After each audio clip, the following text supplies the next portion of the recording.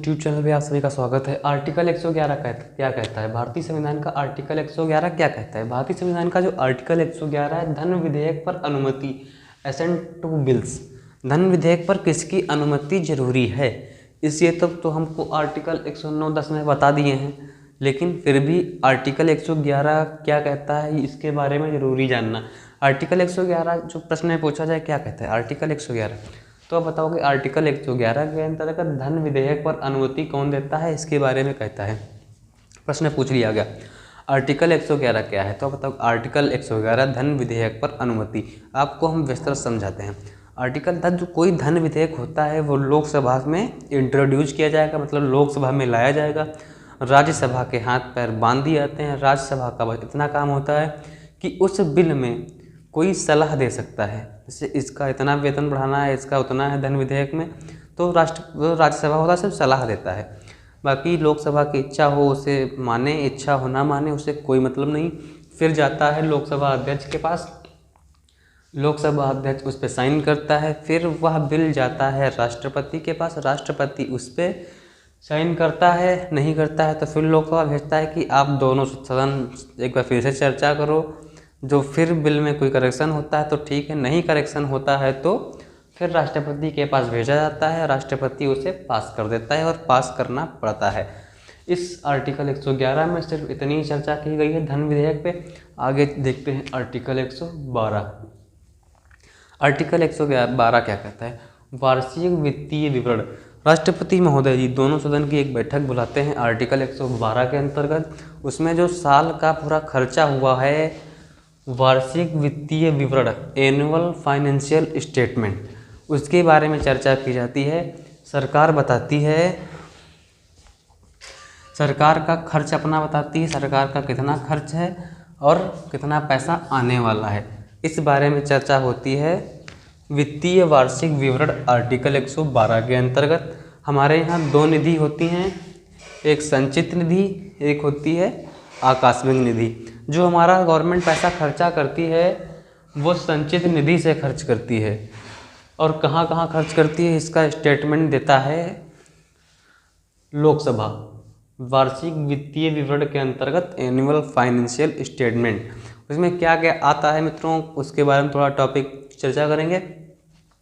जो हमारा वार्षिक वित्तीय विवरण होता है तो सरकार पूरा लिस्ट बनाती है कि इतना पैसा इतना खर्च हुआ। जैसे किसी अमेरिका से हमने 1 करोड़ लोन ले लिया, उस 1 करोड़ डॉलर, अब उस डॉलर पे कितना टैक्स लगा उसके बारे में उस पर होगा। किसी क्षेत्र में पैसा देना है कार्य के लिए, उसके बारे में उस पर विवरण होगा।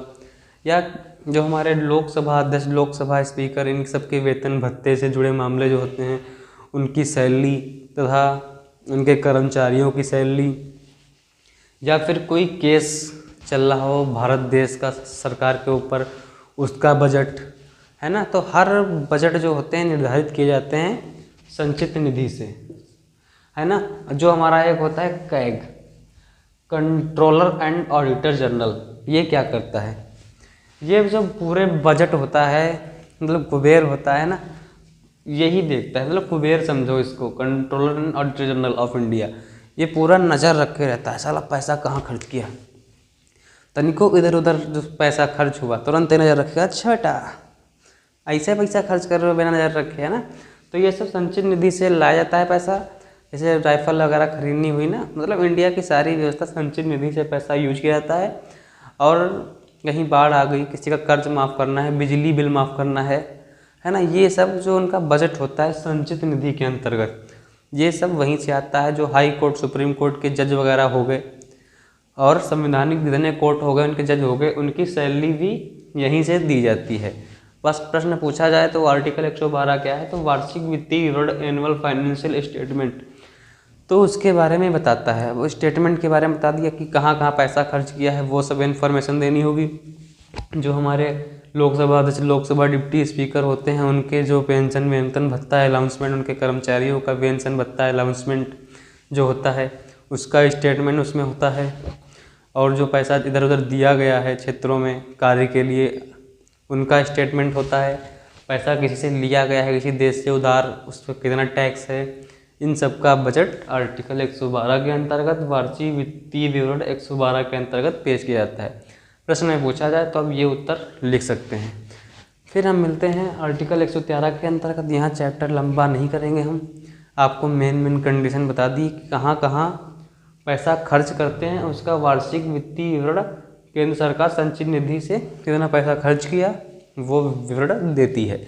आर्टिकल 112 में बस इतना ही। मिलते हैं नेक्स्ट आर्टिकल 113 के अंतर्गत और आपको विस्तृत हम बताएंगे। लेकिन सबसे पहले ज़रूरी ये है कि ये सारे आर्टिकल आपको हेडलाइंस तो उनकी पता होनी चाहिए, उनको जाने। आप 395 तक बहुत लंबा सफ़र है, बाकी आप कमेंट करेंगे तो हम वो भी बताएंगे और लोगों को जुड़ने दो। फिर इसका जो बड़े बड़े चैप्टर हैं उनका फिर से रिवीजन करेंगे एक साथ। तो नेक्स्ट टॉपिक मिलते हैं आर्टिकल 113 के लिए। धन्यवाद।